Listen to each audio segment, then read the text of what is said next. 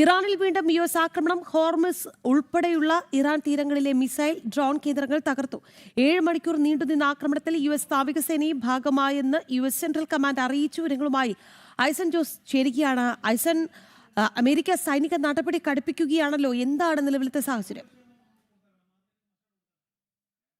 നമുക്ക് ലഭ്യമാകുന്ന വിവരങ്ങളനുസരിച്ച് സൈനിക നടപടി ഇപ്പോൾ പൂർത്തിയായിട്ടുണ്ട്. ഇന്നലെ നടന്ന സൈനിക നടപടി പൂർത്തിയായിട്ടുണ്ട് എന്നാണ് മനസ്സിലാക്കാൻ സാധിക്കുന്നത്.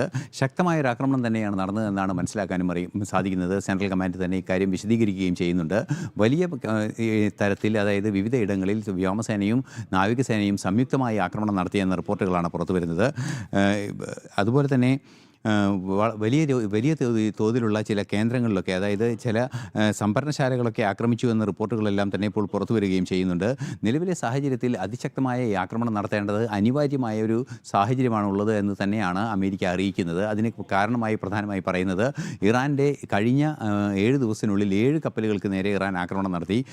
ഓരോ ഓൾട്ടർനേറ്റീവ് ഡേയിലെല്ലാം തന്നെ കപ്പലുകൾക്ക് നേരെ ആക്രമണം നടക്കുന്ന ഒരു സാഹചര്യമായിരുന്നു. 7 ദിവസത്തിനുള്ളിൽ 7 കപ്പലുകൾക്ക് നേരെ തുടർച്ചയായി ആക്രമണം നടത്തുകയും ഒരാൾ മരിക്കുന്നത് ഉൾപ്പെടെയുള്ള സംഭവങ്ങൾ ഇക്കഴിഞ്ഞ ദിവസമാണ് റിപ്പോർട്ട് ചെയ്തത്. അത്തരത്തിലുള്ള സങ്കീർണമായ സാഹചര്യങ്ങൾ ഹോർമൂസിൽ സൃഷ്ടിക്കുന്ന ഒരു സാഹചര്യമുണ്ട്.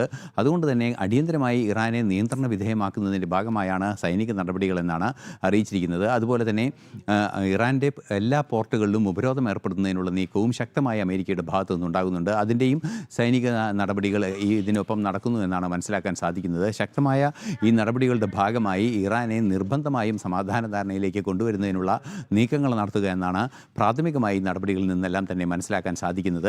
തുടർച്ചയായ ആക്രമണം ഉണ്ടാകും, ഇനിയും ഇത്തരത്തിലുള്ള സൈനിക നടപടികൾ ഉണ്ടാകുമെന്ന സൂചന തന്നെയാണ് ഇറാനെ സംബന്ധിച്ചിടത്തോളം അമേരിക്കയുടെ ഭാഗത്തു നിന്ന് ഉണ്ടാവുകയും ചെയ്യുന്നത്.